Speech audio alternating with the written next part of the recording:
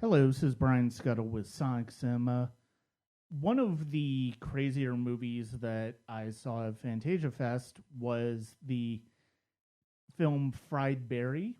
It follows an alien who takes over a human body, and that's about all I kind of want to say as far as it goes before you actually get a chance to see the movie because it goes in a lot of really wild different directions. It's really an entertaining movie. It's unlike anything that we saw at the film festival, which is saying something because there were a lot of really unique films at the film festival. I had a chance to talk with the filmmaker Ryan Kruger on it, and I hope you enjoy our interview. So I guess my first question, I know this was previously based on a short film that you did. Where did the idea for this movie come from? For the feature. For either one, just in general, the idea of having this.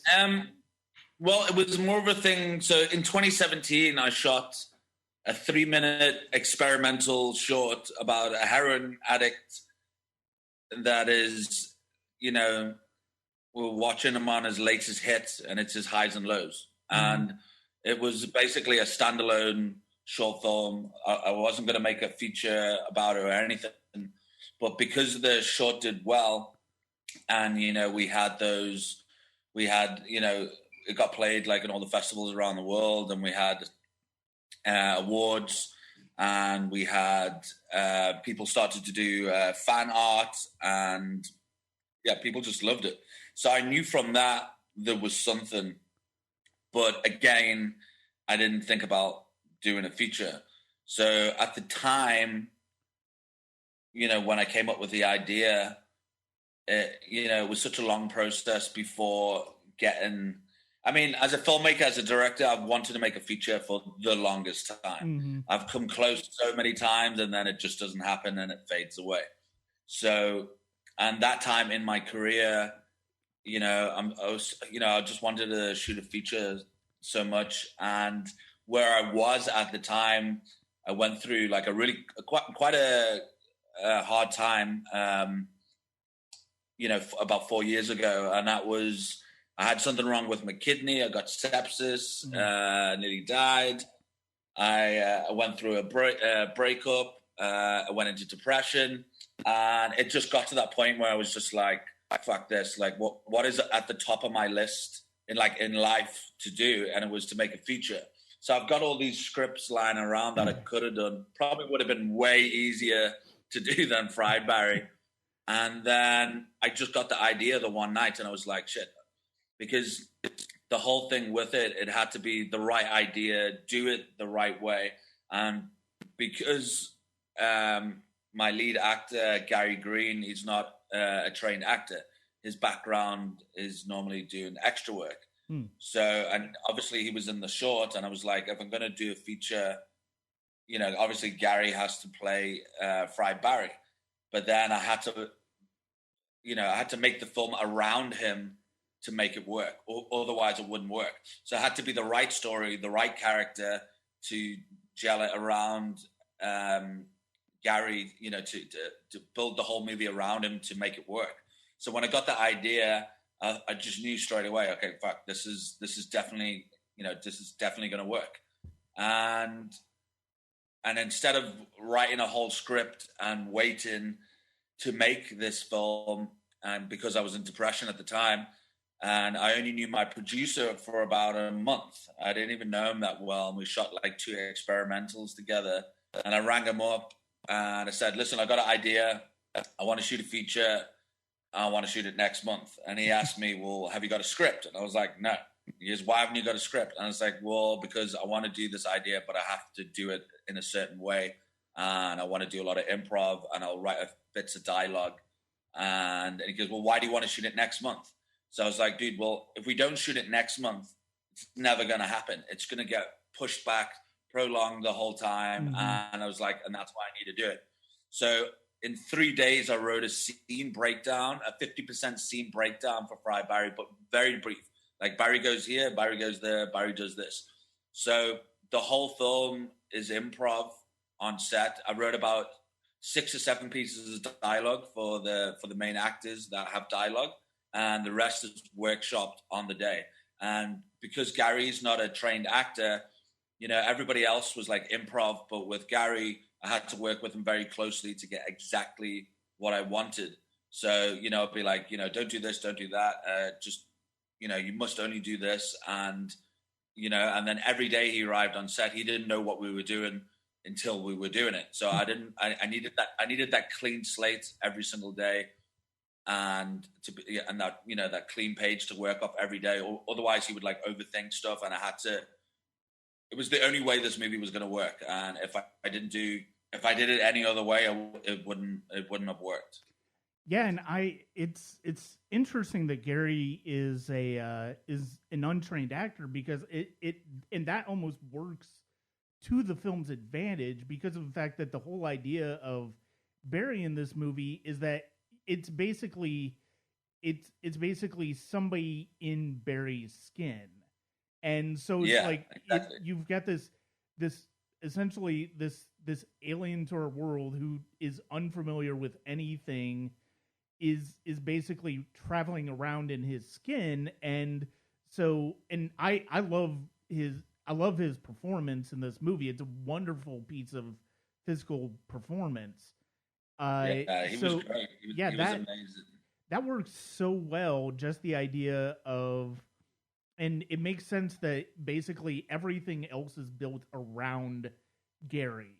Like, Gary's this observer more than he is sort of an active participant. That's one of the reasons I think the movie is so successful.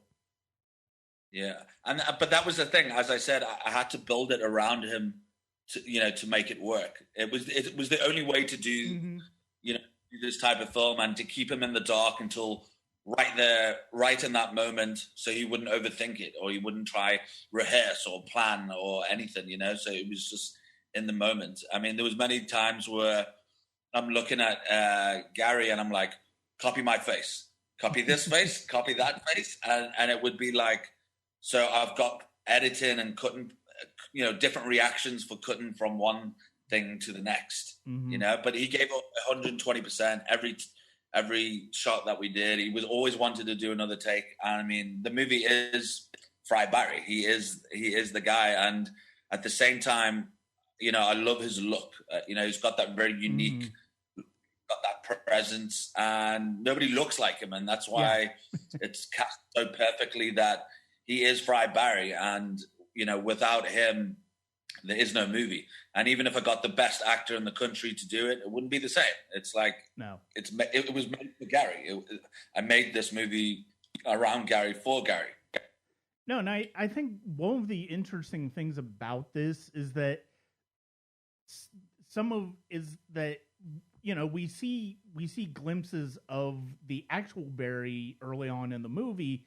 And so when basically his body's essentially taken over, it's almost an extension of that. You would expect that, like, the people who know Barry wouldn't necessarily know as much of a difference in him, because he doesn't really talk too much. And I think that's one of the reasons that the performance really sticks with you. Yeah, but there's that at the beginning of the movie, there's still that very clear moment that, he's a bastard and he's horrible. He's horrible to his wife. So, and he's still, like you said, he still doesn't speak that much. But as soon as he becomes the alien, then as time goes on, he's actually a nicer guy. Yeah.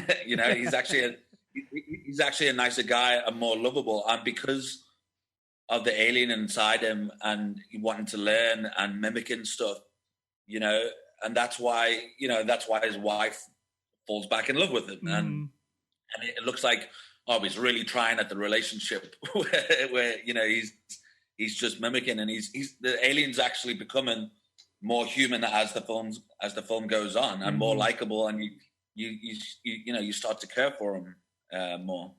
I think one of the more entertaining aspects of this movie is the fact that you have a lot of very familiar sci-fi tropes in this as far as like body snatchers and like, you know, aliens, aliens not really familiar, fish out of water type scenarios. And then you have one which I'm hesitant to bring up because it's one of the funniest surprises in the entire movie, which is like he has this moment with this prostitute where they have sex, and it basically becomes, and your twist on the idea of an alien baby was just really inspired, and the way you do it, the way you it so that later on when we see what it looks like, it's like that is not at all what I expected it to look like. Yeah. And that's what, with this film, I tried to keep, it's such a wacky, crazy movie, but I try to keep it very entertaining and the type of film that you cannot predict what's going to happen next. And, you can't quickly go to the toilet quickly or go grab a drink. Otherwise you'll come back and go, well, how the fuck did he get here? Like, how did this happen? So that was the intention the whole time. That you going on this you're going on this journey with Barry, as Barry and with Barry, sometimes in the movie. So it's just like you're going along for this journey, and it's one of those things where you're either gonna like it or you're not. Oh yeah, definitely. It's definitely one of those movies where you're like you said, you're either going to really get into it and enjoy it, or you're not going to. And I just really enjoyed it. It's such a wonderful spin on the genre, and you can't help but wonder based on things as far as what we see in the ending. And like you said, like Barry, or at least the alien within Barry, it's like you see this transformation in Barry where it's like, he's almost nicer, and so you kind of wonder, is that going to translate for after what we've seen in the movie or not? It's like, is he going to learn the lesson, and be a nicer guy? And that's the thing, you end up not knowing unless we do a number 2. Mm-hmm. Were there any particular films that sort of inspired you on the way while making this movie?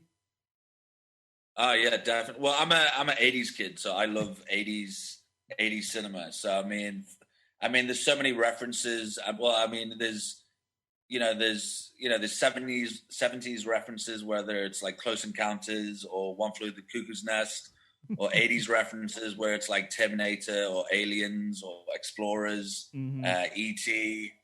I mean, so there's and it's just that obscurity, and it's one of those things as a filmmaker, it hasn't got also the normal structure. So as filmmakers, I think, we really need to step it up a bit, and also do not to be scared or not to play it too safe. And, if somebody likes the movie and talks about it and raves about it, which has happened so far, which is great. And then the people that don't like it, they still talk about it. Yeah. So, I mean, there's plenty of movies out there that people don't even fucking talk about. Mm-hmm. So it's good. So it leaves that conversation with somebody to be like, so like when I go to the cinema with my friends or whoever, I come out and we have like a chat about the movie. So it's one of those things where, if you didn't like it, they'll be like, right, that fucking birth scene or or whatever. And we talk about it. And that's great. And I think as filmmakers, we need to shake it up a bit. We need to try to do something different and try and be original. And that's the thing. And it's just, trying to put that different spin on it, and genre mashing with, where there's a bit of sci-fi, there's a bit of horror, there's fucking comedy in there, there's a bit of a love story, and there's a bit of everything. And, it's not always going to be everybody's cup of tea, but the haters will hate and the lovers will love it and rave about it. Yeah. And how has Gary's career sort of taken off a little bit after this, or is he starting? Well, that's the thing. It's still right now. It's still early days, but I know he's gonna. I will always continue working with Gary, and I've worked with Gary now for about 10, 11 years, and he's played an extra in a lot of my stuff, and then I've given him more featured roles as time goes on, and then the first big role was doing the short. And even when we did that, he gave 120%, and he's hungry for it. He wants it, and he loves acting, and that's the thing. And I think next year when this film comes out, I think there is going to be people out there that's going to be like, shit, we want Gary, and it's at the same time it has to be that right part for him to succeed in that part. But it's funny, man. There's been people like dropping comments, it's just like randomly where people are talking about Gary and the Fry Barry character, and he's like, oh, he would make a good Freddy Krueger, or he would make a good like the guy out of Phantasm and all that. I'm like, he actually would. So it's it's all those things where I really do hope things work with him after this, and I think it will. Like, it's guaranteed there'll be somebody who'll be like, fuck, I want that Fry Barry guy, So I think it will definitely work. And even as me as a director, I've got my next film that I want to do next year.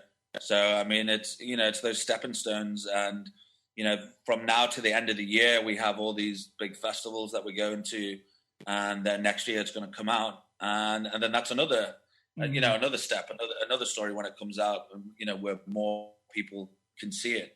So if it's going to go the way it's going now, when eventually it comes out, then great. Then it's amazing. And I think with the horror fans and people that like these dark and edgy movies, they're like loyal fans. They're great fans. I mean, I think overall, like horror fans and stuff like that, they're the best fans because they keep those movies alive and they reach out. And I've had hundreds of like people messaging me and emailing me and tagging me, and there's been fan art, and it's insane. It's great. So there's definitely something there, and there's definitely people are attracted to this character and this film. Yeah. Well, thank you very much for your time today. It was really good to talk to you. And I know, like, this, it's funny. So this was probably on my third set of screeners that I requested, but it was because of the fact that people who had already seen it were like, oh, this is really out there. This is really entertaining. And I'm like, okay, now I have to watch it for myself. And I just really enjoyed it. It is one of those movies where you don't know what to expect, and then what you expect is just really, it's just so wonderfully unexpected and just surprising in a lot of ways that it's hard not to stop thinking about it. So yeah, and that's good, and that's great, and and that's what it's designed to take you on that journey, to make you feel uncomfortable, and afterwards, like, you just want to get a fucking shower. Yeah. So, and that's it, and that's great. So it's amazing, and thank you so much for enjoying the movie and liking it, and it's been a great journey so far, and it's still early stages and lots still to come. So it's been amazing. Yeah, and good luck with it the rest of the way up until through release. I do think this is going to be one of those movies that finds its audience, and the audience is going to be really passionate about it. Yeah, me too. I definitely feel that. I mean, there's people that have reached out or commented, or people that have found just when you type in like Fry Barry and you see what comes up and what people are saying, and there's been just like people saying, oh, it's definitely like a cult film. It's it'll definitely end up being like a cult classic, or and somebody's like, oh, it's my best film I've seen this year, or it's a masterpiece. So I'm listening to that. I'm looking at that and going, fuck, are they talking about my movie? so it's great, and I'm very humble for it. And it's my first film, so I mean, if anybody's talking about my first film, then it's amazing, and it's a really great feeling, and and you try and inspire people, and that's it. So I mean, it's, as I said, it's just been a great journey so far, and I hope it continues. And and if you haven't seen Fry Barry yet, they should check it out now while it's at Fantasia, or check the trailer out and give it a watch. And it's one of those where it's it's not what you expect, and even when you watch it, it's not what you expect. It changes again. So, but yeah, thank you very much for talking today. Absolute pleasure, man. Thank you so much for having me on.